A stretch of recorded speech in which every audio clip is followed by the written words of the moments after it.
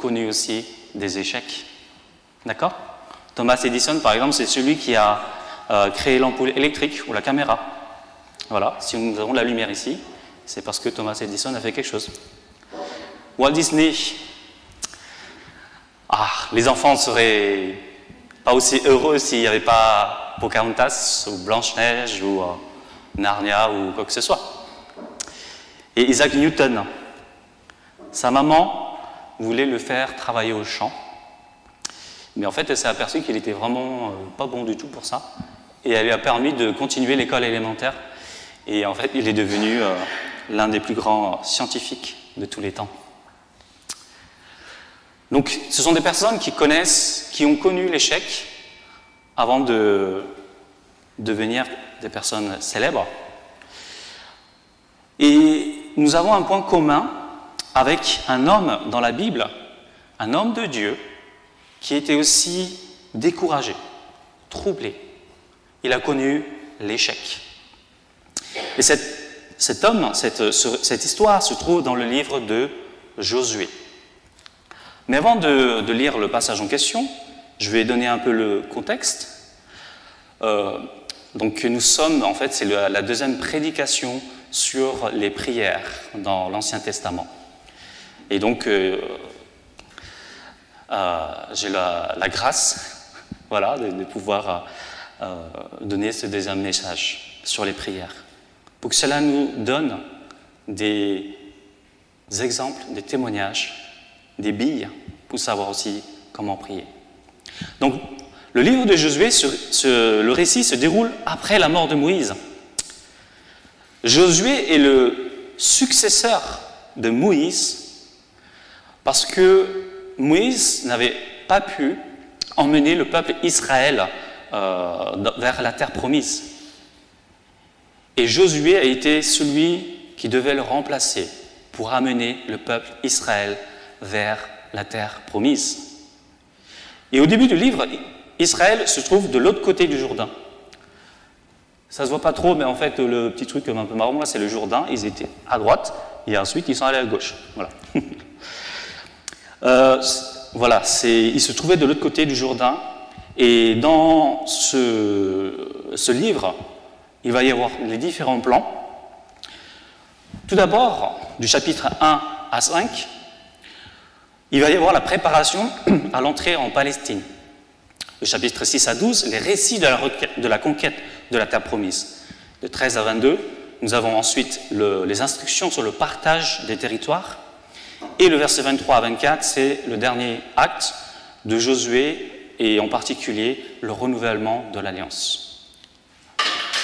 Le chapitre que nous allons voir ce matin, c'est le chapitre 7, et donc qui s'inscrit dans les récits de la conquête de la terre promise.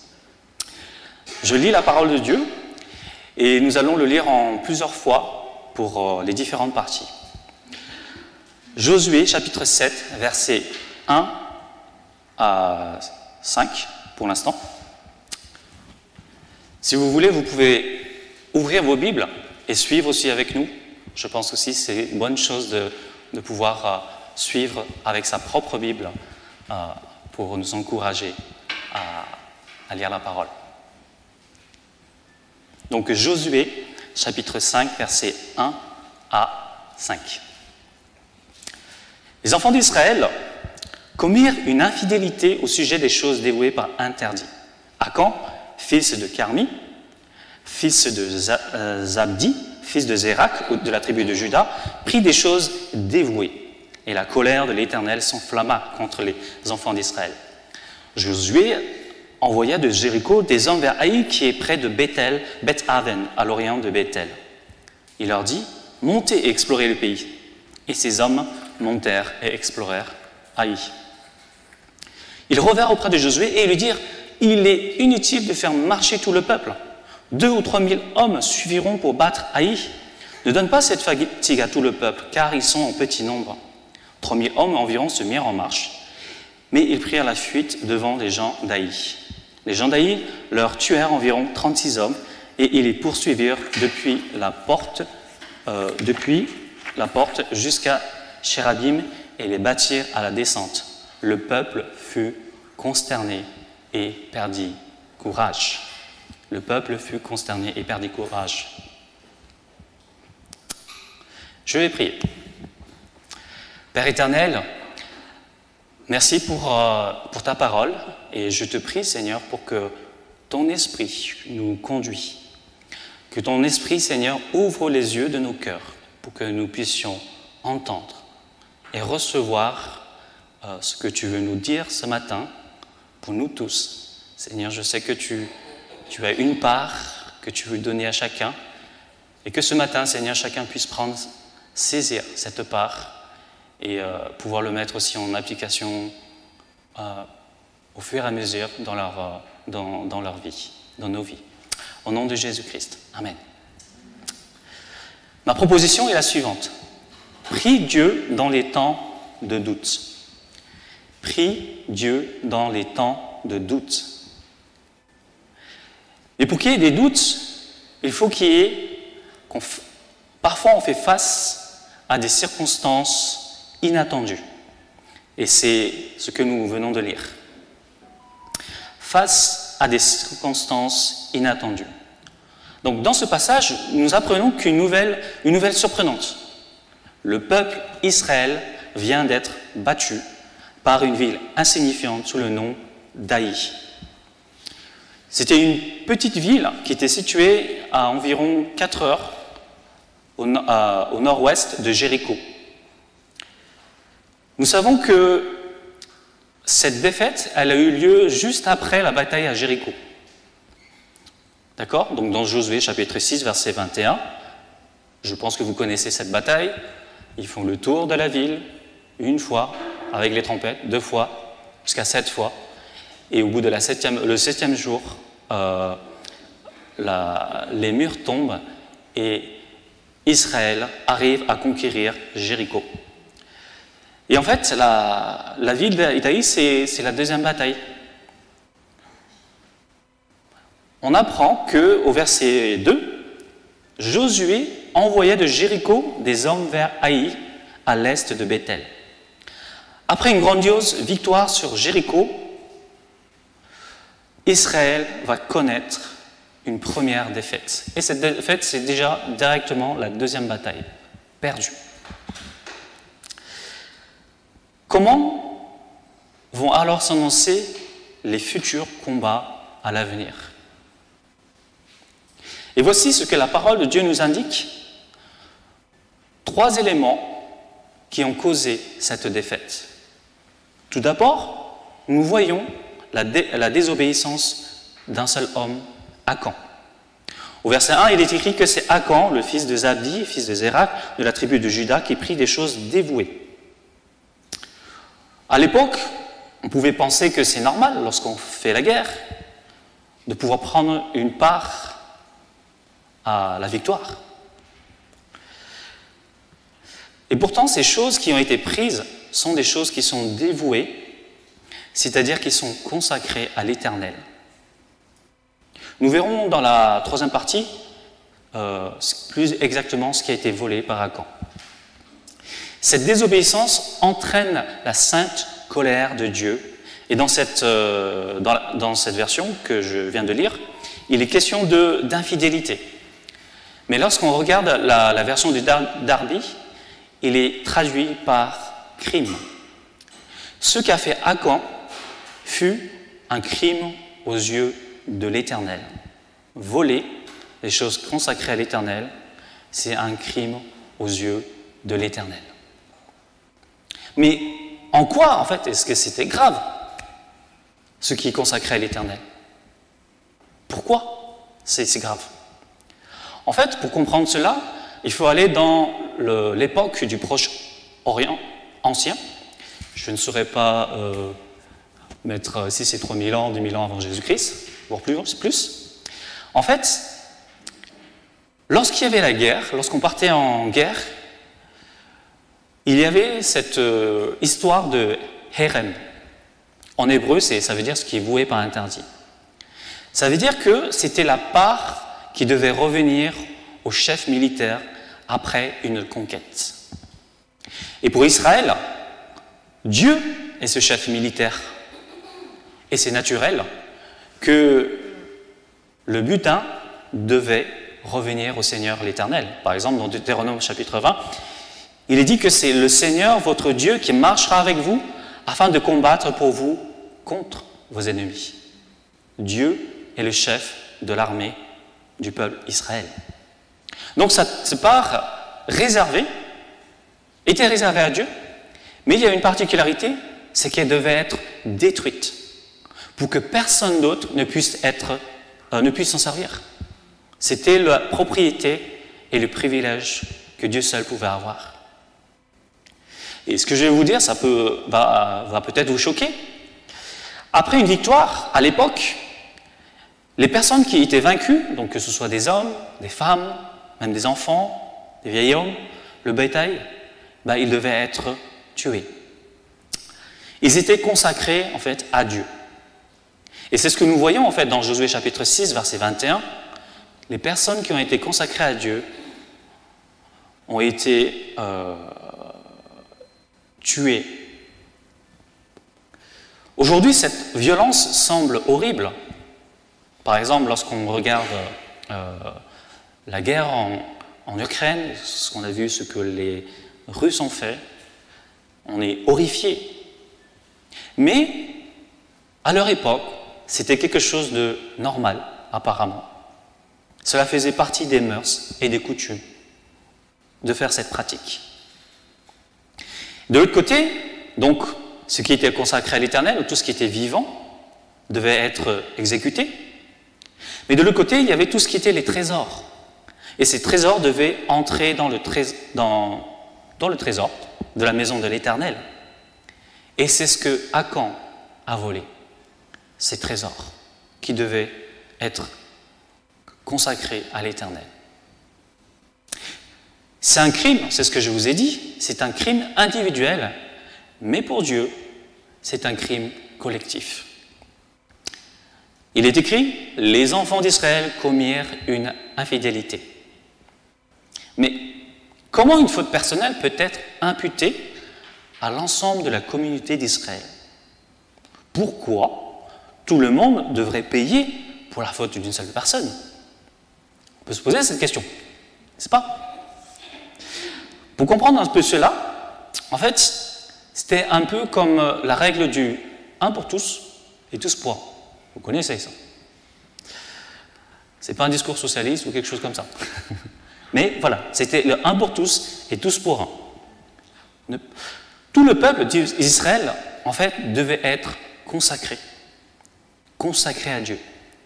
Et sous l'Ancienne Alliance, la consacration à Dieu, elle était nationale, collective. Il n'y avait pas d'option, en fait. On ne peut pas dire « je suis israélite et Dieu, je ne suis pas consacré ». Et on le voit, par exemple, tout le peuple devait se faire circoncire. C'est ce qu'on voit dans le chapitre 5. Il devait aussi participer à la Pâque. C'est ce qui est arrivé un peu après la circoncision. Et donc, ce type de relation ne pouvait trouver sa place, bien sûr, qu'à cette époque. Le fait d'être consacré nationalement, collectivement. Mais sous la Nouvelle Alliance, on parlera plutôt d'un engagement individuel. Vous connaissez, on ne devient pas chrétien parce qu'on a des parents chrétiens. On ne naît pas chrétien, mais on le devient. Voilà, vous connaissez cela. La deuxième chose, maintenant, donc nous avons vu que c'est la faute d'Akan qui a causé la défaite d'Israël. Mais il y avait aussi une deuxième chose. Face à la victoire écrasante à Jéricho, Josué va se dépêcher d'envoyer les espions vers Haï. Et après avoir exploré le territoire ennemi, les espions reviennent dire à Josué de n'envoyer qu'un tout petit nombre de soldats pour aller faire la guerre. Leur récente victoire les avait aveuglés au point de croire que toutes les victoires seraient gagnées. Pour eux, le succès était une longue ligne droite qu'il fallait seulement poursuivre et continuer. Et bien sûr, ces espions bien soucieux du bien-être de leurs compatriotes, ils conseillent Josué de ne pas impliquer tout le monde. C'est gentil, il ne faut pas les fatiguer.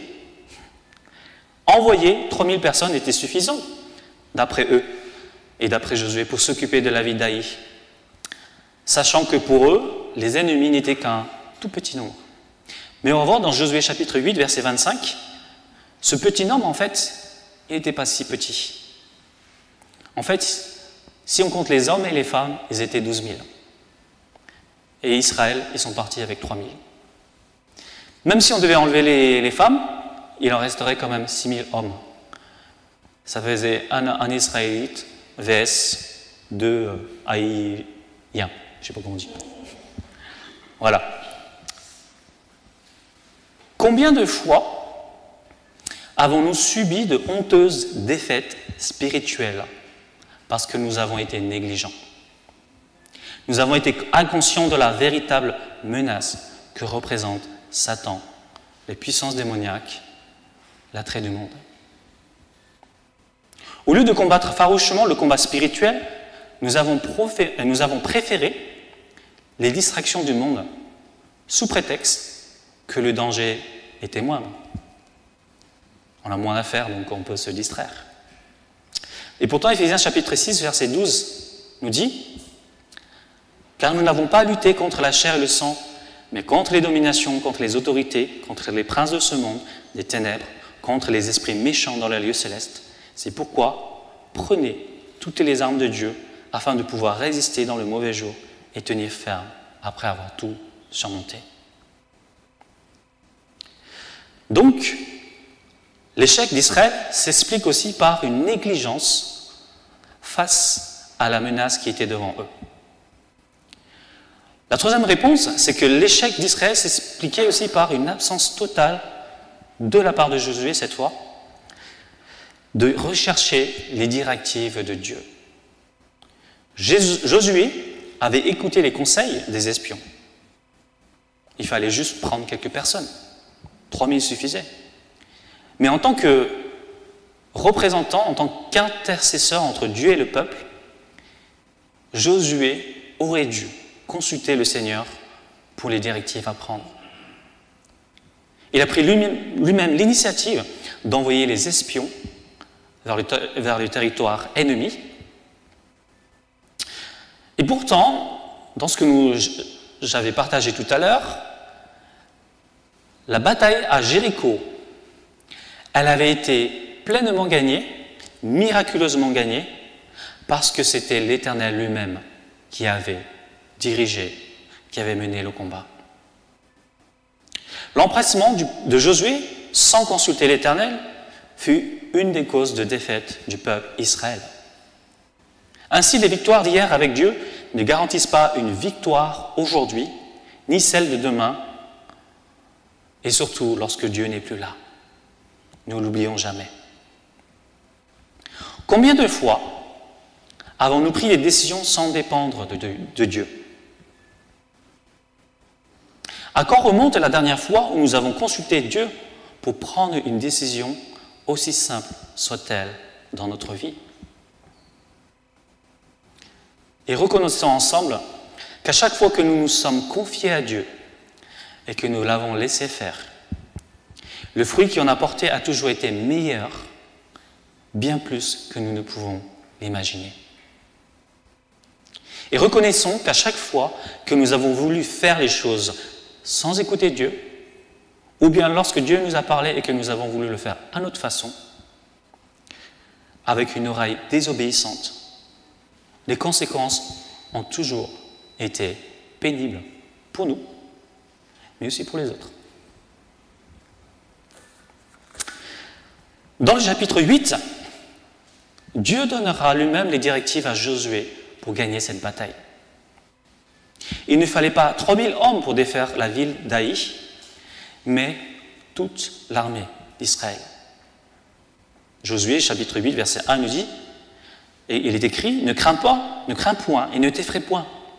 Prends avec toi tous les gens de guerre, lève-toi, monte contre Haï, vois, je te livre entre tes mains, le roi d'Haï et son peuple, sa ville et son pays. Paul nous rappelle combien nous avons besoin chaque jour de la force de Christ pour mener le combat spirituel. Au reste, fortifiez-vous dans le Seigneur et par sa force toute puissante. Éphésiens chapitre 6, verset 10. Nous avons besoin chaque jour de la force de Christ pour mener le combat spirituel. Toutes ces fautes commises à l'égard de l'Éternel entraînèrent une défaite inattendue, menant à la mort 36 hommes. Peut-être que dans le contexte de la guerre, on va dire que ce 36 hommes, c'est un bilan, c'est presque rien. Quand on compare par exemple la guerre en Ukraine ou en Russie, avec la Russie, on parle entre, je ne sais plus, 10 000, 20 000 personnes qui sont décédées. Là, il est question de 36. Mais en fait, les effets psychologiques firent perdre courage au peuple Israël et même Josué. C'est pourquoi, dans le doute, il est important de venir, de s'approcher de Dieu et de prier. Je vais lire le verset 6 au verset 9. Josué déchira ses vêtements et se prosterna jusqu'au soir, le visage contre terre devant l'arche de l'Éternel, lui et les anciens d'Israël. Et il se couvrait la tête de poussière. Josué dit, « Ah Seigneur, Éternel, pourquoi as-tu fait passer le Jourdain à ce peuple pour nous livrer entre les mains des Amoréens et nous faire périr? Oh, si nous avions su rester de l'autre côté du Jourdain, de grâce Seigneur, que dirais-je après qu'Israël a tourné le dos devant ses ennemis? Les Cananéens et tous les habitants du pays l'apprendront, et ils nous envelopperont, et ils nous feront disparaître notre nom de la terre. Et que feras-tu pour ton grand nom? »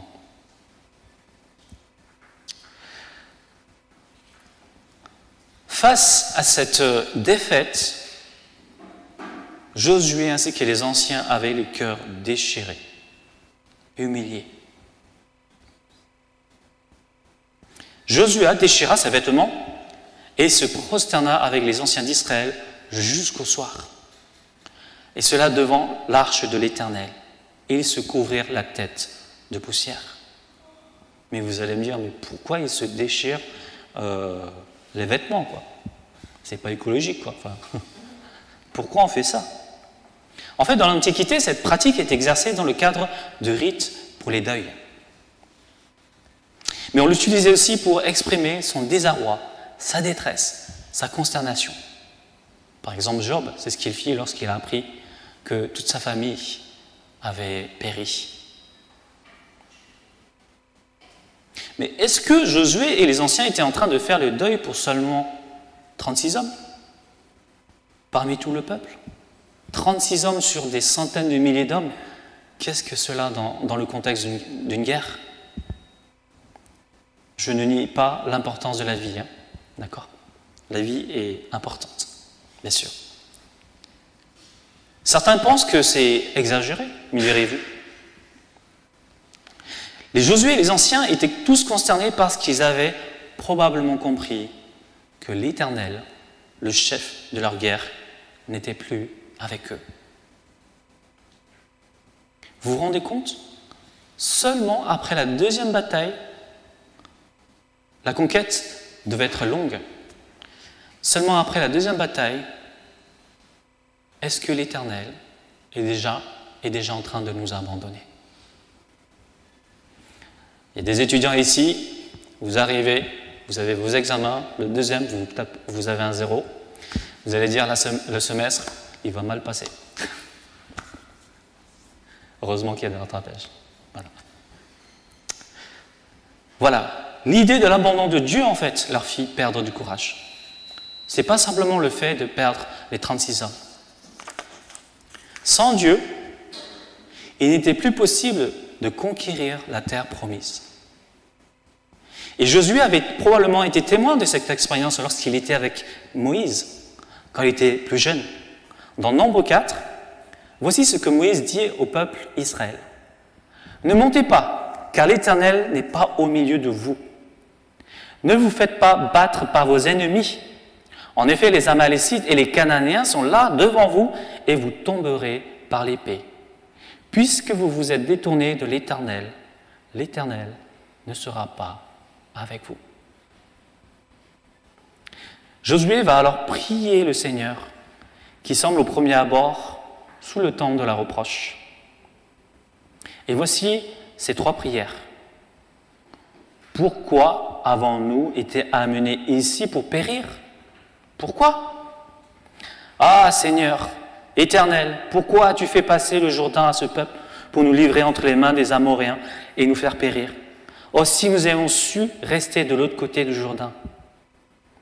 Dans sa détresse, Josué semble attribuer la responsabilité à l'Éternel. Pourquoi? N'est-ce pas cette question lorsque tout va mal et qu'on demande à Dieu, pourquoi? Pourquoi cela m'arrive? Pourquoi le Seigneur les a-t-il permis de venir dans ces pays pour les condamner?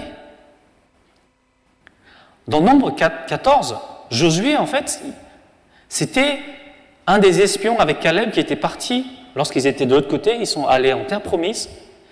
Et Josué était celui qui avait dit, non, en fait, cette terre promise, il y avait des choses, de bonnes choses, et il fallait la conquérir. C'était Josué qui avait encouragé le peuple à aller conquérir la terre, alors que les autres espions, ils avaient découragé le peuple Israël.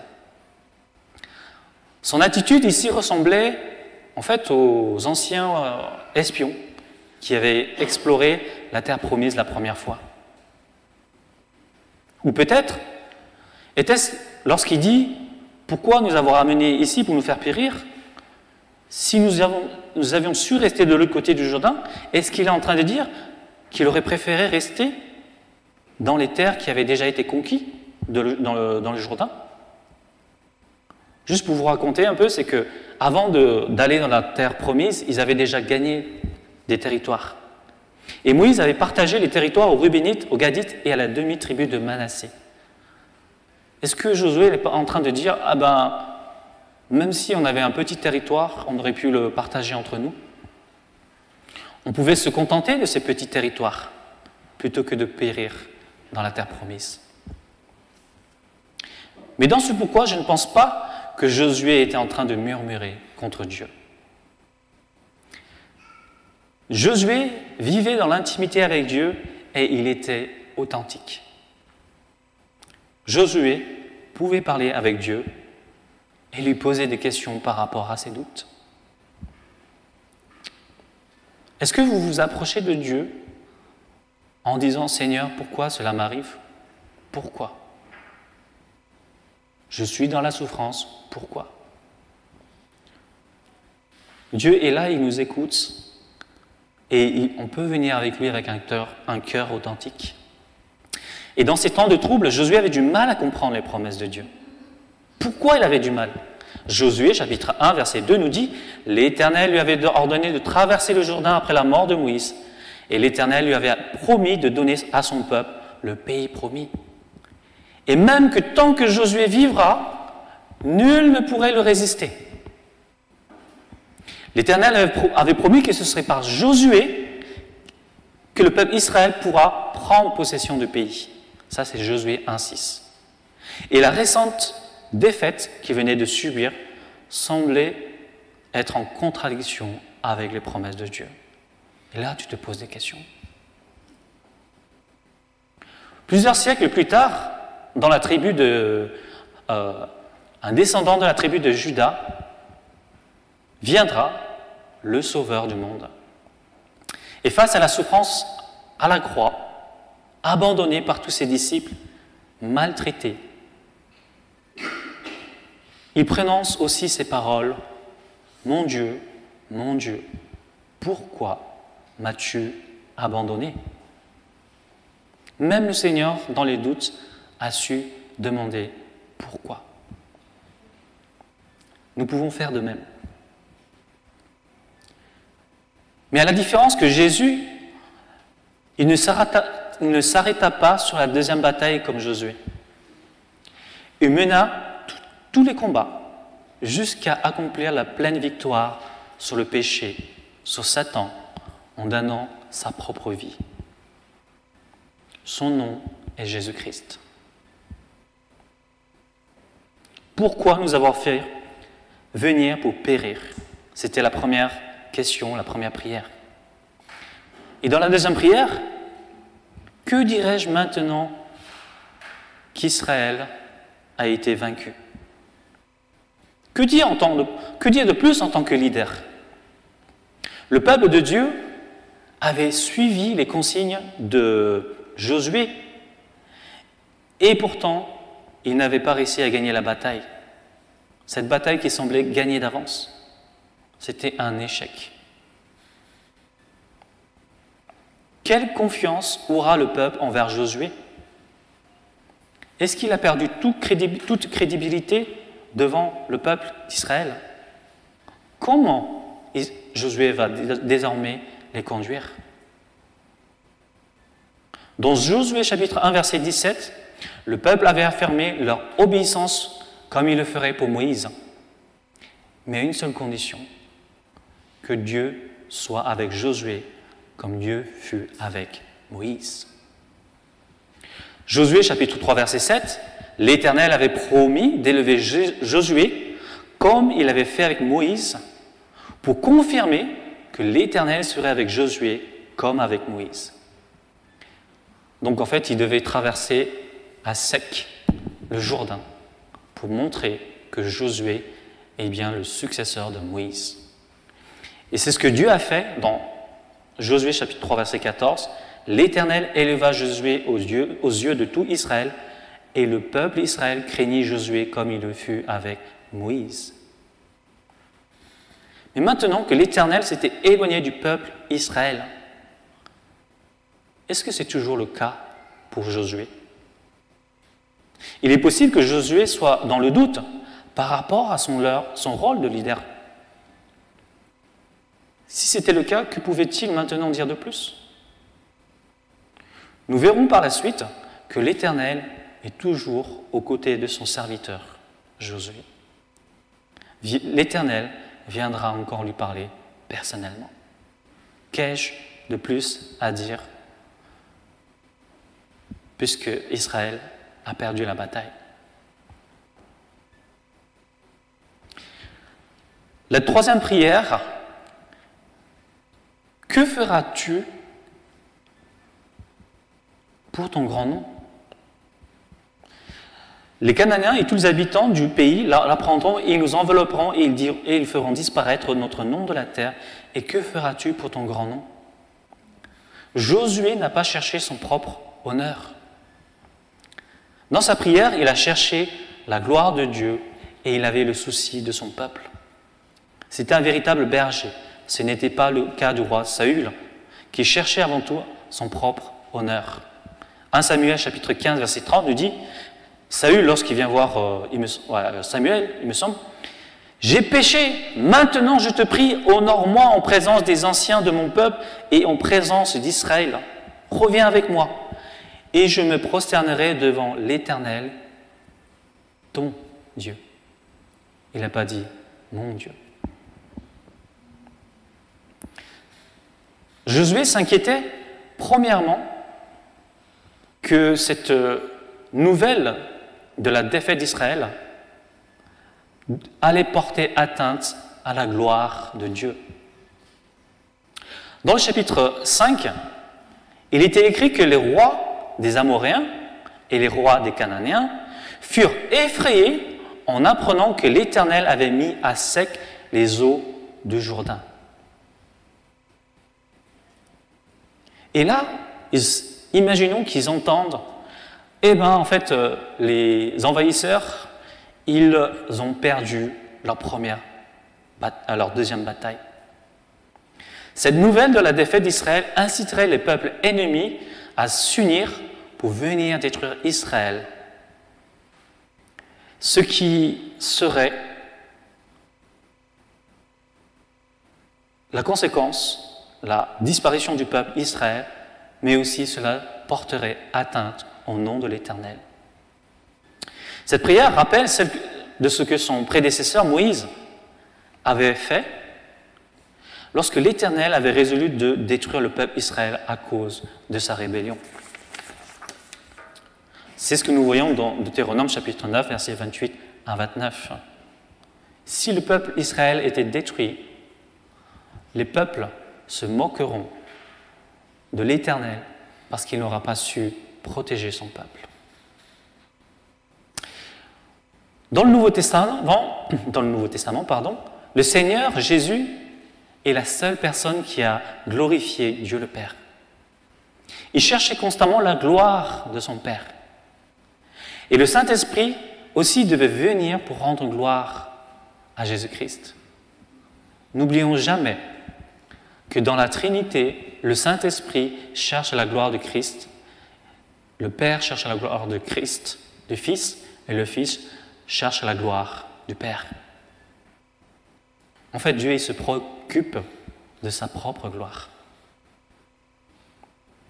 Il va agir auprès de Josué en lui indiquant les choses à faire. Je vais revenir sur un des versets, justement que Jésus cherche la gloire de Dieu. Jean 17, « Je t'ai glorifié sur la terre, j'ai achevé l'œuvre que tu m'as donné à faire. » Jean 14, « Tout ce que vous demanderez à mon nom, je le ferai, afin que le Père se glorifie dans le Fils. » Jean 16, « Il me glorifiera, donc le Saint-Esprit, parce qu'il prendra de ce qui est à moi et vous l'annoncera. » Dieu se préoccupe de sa propre gloire et il va maintenant agir auprès de Jésus en lui indiquant les choses à faire. Dieu éclaire et donne ses directives. Dieu a bien entendu les prières de Josué et la réponse de Dieu est quelque peu surprenante. Lisons le verset 10 à 15, c'est notre dernier chapitre. Parti. L'Éternel dit à Josué, « Lève-toi.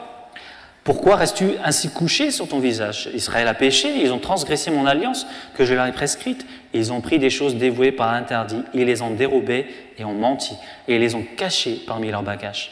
Aussi les enfants d'Israël ne peuvent-ils résister à leurs ennemis? Ils tourneront le dos devant leurs ennemis, car ils sont sous l'interdit. Je ne serai plus avec vous si vous ne détruisez pas l'interdit du milieu de vous. Lève-toi, sanctifie le peuple. Tu diras, sanctifiez-vous pour demain, car ainsi parle l'Éternel, le Dieu d'Israël. Il y a de l'interdit au milieu de toi, Israël.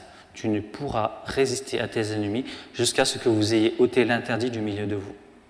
Vous vous approcherez le matin selon vos tribus, et la tribu que désignera l'Éternel s'approchera par famille. Et la famille que désignera l'Éternel s'approchera par maison. Et la maison que désignera l'Éternel s'approchera par homme. Celui qui sera désigné comme ayant pris de ce qui était dévoué par interdit sera brûlé au feu. Lui et tout ce qui lui appartient pour avoir transgressé l'alliance de l'Éternel et commis une infamie en Israël. Dieu va mettre en lumière le péché. Lève-toi. Pourquoi restes-tu couché sur ton visage? Israël a péché. En fait, Dieu est en train de dire, c'est plus le moment de prier là. Il faut agir. C'est Israël qui a péché. C'est parce qu'Israël a péché que moi, l'Éternel, je me suis éloigné de vous. Et voici comment le Seigneur va faire son plaidoyer contre Israël. Ils ont transgressé mon alliance, ils ont pris des choses dévouées par interdit, ça veut dire consacrées à l'Éternel, hein. Ils les ont dérobées, ils les ont volées, ils ont menti, ils ont caché parmi leurs bagages. Dans le verset 1, on avait appris que Akan avait volé des choses. Mais là, Dieu est en train de lister tous les péchés qu'a fait Akan. Transgressé mon alliance, pris des choses dévouées, dérobé, menti et caché. Mais là, bien sûr, c'est au pluriel. Et donc le péché d'Akan, la faute d'Akan, c'est aussi la faute d'Israël. Au verset 21, Akan va nous expliquer comment il est arrivé à voler ce qui appartient à Dieu. Et on retrouve ces différentes étapes plusieurs fois dans la Bible. Il a dit, j'ai vu, j'ai convoité et j'ai pris. Cela nous rappelle l'histoire de Ève. J'ai vu que c'était beau et je l'ai pris. L'histoire de David. David a vu une femme, il a convoité, il a commis un adultère. La liste des 4 derniers péchés, en fait, se retrouve dans le premier. Lorsque l'on pêche, on transgresse l'alliance de Dieu. Le péché est toujours avant tout une offense à l'encontre de Dieu. Et le roi David, justement lorsqu'il avait commis l'adultère, il dit dans le psaume 51, « J'ai péché contre toi seul et j'ai fait ce qui est mal à tes yeux, en sorte que tu seras juste dans ta sentence, sans reproche dans ton jugement. » Le péché est toujours avant tout une offense à l'encontre de Dieu. Dieu met en lumière le péché. Ensuite, la réponse de Dieu, c'est qu'il va donner un ultimatum. « Je ne serai plus avec vous si vous ne détruisez pas l'interdit du milieu de vous. » Cette réponse est ferme, sans compromis. Soit vous êtes avec l'Éternel et vous ôtez les souillures devant vous, devant l'Éternel, soit vous êtes sans l'Éternel, mais c'est la mort qui vous attend, parce que les peuples viendront vous exterminer. Combien pouvons-nous, parfois, et même je dirais souvent, combien pouvons-nous être légers avec le péché? Plutôt que de l'abandonner radicalement, on s'accorde le droit de le retarder le plus possible, de peur de ne plus pouvoir le goûter, et cela sans nous rappeler que dans tout péché, la mort est proche. C'est ce qu'on fait, c'est ce qui fait qu'on traîne depuis des années avec des péchés et qui nous empêchent en fait d'avancer avec Dieu, qui nous empêchent de servir dans l'Église, qui nous empêchent de grandir avec les frères et les sœurs. La question, c'est plutôt, voulons-nous abandonner nos péchés? Voulons-nous changer? Prions-nous pour que Dieu nous aide à abandonner ces péchés qui nous éloignent de Dieu, mais aussi qui détruisent nos relations les uns les autres. Enfin, la dernière réponse de Dieu, c'est que Dieu va donner des directives avec sa parole. Lève-toi, sanctifie le peuple.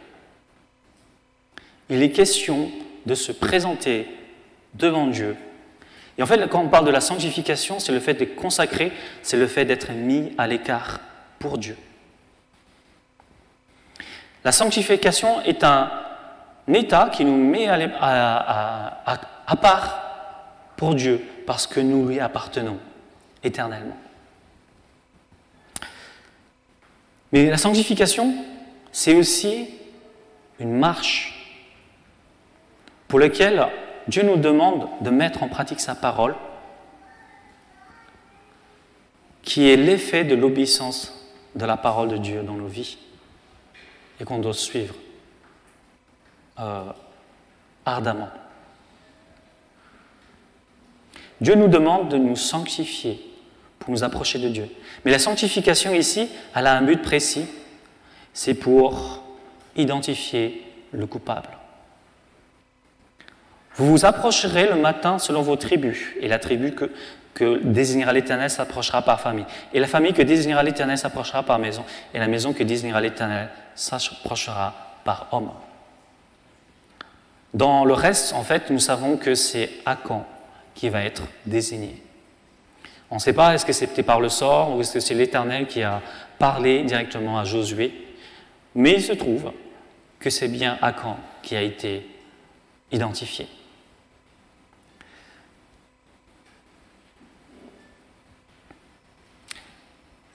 Si vous devez vous approcher, par exemple, ici dans l'église, et que vous êtes devant, ce ne sera pas les mannequins, des trucs comme ça, mais que vous devez passer et qu'on va dire mon gars, tu as telle chose dans ta vie où tu n'es pas en conformité. Est-ce qu'on peut s'approcher en ayant une pleine confiance? Ou est-ce qu'on serait justement comme ce Akan, qui va attendre jusqu'au dernier moment pour être pris sur le fait? Parce que nous savons que Dieu sait toutes choses et que rien ne lui est caché. Et nous voyons que Dieu va donner les consignes par rapport au coupable et aussi à sa famille et tout ce qui lui appartient. Celui qui sera désigné comme ayant pris de ce qui était voué par interdit sera brûlé au feu, lui et tout ce qui lui appartient, pour avoir transgressé l'alliance de l'Éternel et commis une infamie en Israël. Akan va mourir, mais aussi toute sa famille, tout ce qui lui appartient. Lorsqu'on veut voler Dieu, on perd ce qu'on a. On perd ce qu'on a volé, mais on perd aussi ce qu'on a déjà. Pour la conclusion, alors ma proposition c'était la suivante: prier Dieu au temps du doute. On avait vu que certaines circonstances peuvent être inattendues et peuvent nous amener au doute. Dans notre exemple, c'était la désobéissance d'Akan. C'est le fait aussi d'être négligent face à l'ennemi. C'était aussi l'absence totale de rechercher les directives de Dieu. Merci pour Johan pour le choix des chants quand il a dit attire-moi à toi, ne me laisse pas. Voilà. Dieu est tout pour moi. Prier Dieu, justement dans le temps de doute, c'est important de prier Dieu. D'avoir des cœurs qui sont déchirés face à la défaite, face au péché. On peut se poser des questions, mais Seigneur, pourquoi tu nous as amenés là? J'étais bien, par exemple, j'étais bien à Lyon. Pourquoi tu m'as amené ici? Et là, je suis en train de galérer. C'est possible. Mais on peut poser des questions à Dieu. Que dirais-je maintenant? Et que feras-tu pour ton grand nom? Dieu écoute et dirige, il nous oriente par sa parole. Nous pouvons voir que Dieu va mettre en lumière les péchés dans nos vies, en nous donnant aussi parfois, et c'est ce qu'il veut, un ultimatum. Et il va nous donner des directions justement pour nous sanctifier, pour ôter ce qui doit être ôté.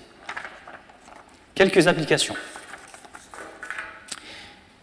Les périodes de danger ou d'échec devraient être des occasions pour nous remettre en cause. Nous devrions enquêter dans nos maisons, dans nos propres cœurs, dans nos familles, dans notre travail. Nous devons enquêter dans nos maisons, dans nos cœurs, afin de discerner ce qui peut entraîner la colère de Dieu dans nos vies. Une convoitise cachée, un gain malhonnête, le fait d'avoir offensé quelqu'un, le fait de ne pas avoir pardonné à quelqu'un, le fait de ne pas être parti demander le pardon à quelqu'un. Les disputes incessantes dans nos familles, dans les couples par exemple, ou entre les enfants et les parents, la recherche du pouvoir.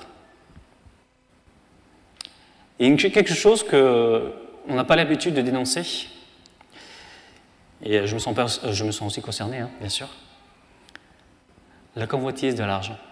C'est le péché d'Akan. Et on ne dénonce pas suffisamment ces choses-là, que l'amour de l'argent est une idole, probablement une idole dans nos vies et qu'elle a une grande place. Prions pour que Dieu nous aide à discerner et à reconnaître les péchés qui sont comme des interdits devant Dieu. Prions pour que Dieu nous aide à pleurer face aux abominations du péché dans nos vies. Joël, chapitre 2, verset 13, nous dit « Déchirez vos cœurs ». Il n'a pas dit « Déchirez vos vêtements ». « Déchirez vos cœurs et non vos vêtements et revenez à l'Éternel, notre Dieu, car il est compatissant et miséricordieux. Lent à la colère, riche en bonté, il se repent des maux qu'il envoie. » Et tant que nous n'aurons pas réglé ces problèmes, ces péchés au fond de notre cœur, au sein de notre famille ou dans nos maisons, il ne sera pas possible d'aller de l'avant. On va faire du surplace.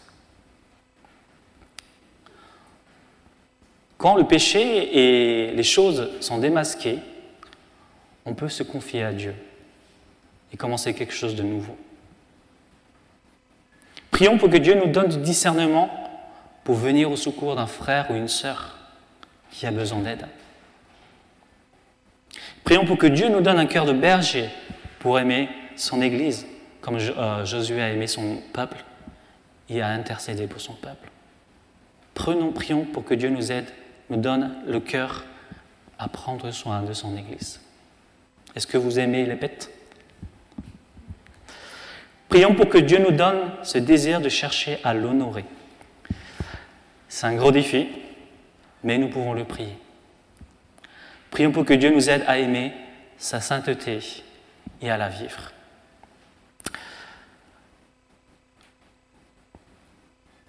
Avec un frère, on a un peu commencé à dire ça aussi, à prier, en dehors de groupe de croissance. Voilà. Et on priait, il m'avait dit, prie pour que Dieu t'apprenne à pleurer devant le péché.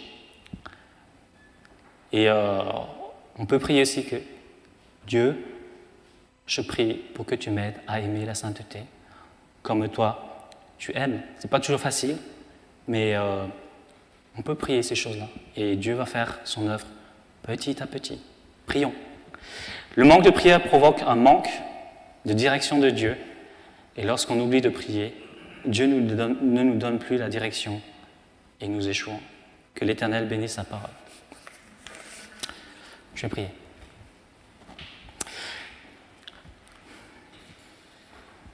Oui, Seigneur, quand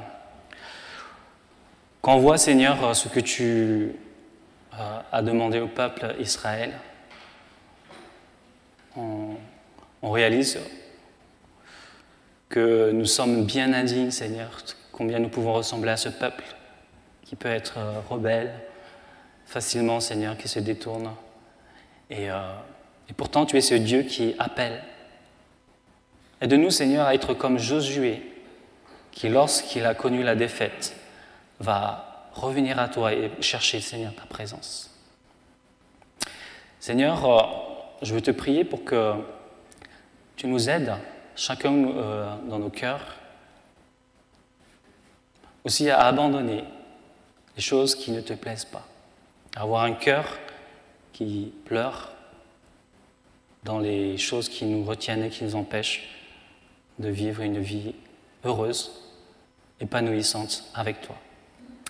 Que Dieu puisse, Seigneur, nous donner ce désir, nous n'y arrivons pas, et sans toi, nous ne pouvons pas, de pouvoir aimer, Seigneur, ta sainteté. Nous te demandons dans ta grâce, au nom de Jésus. Amen.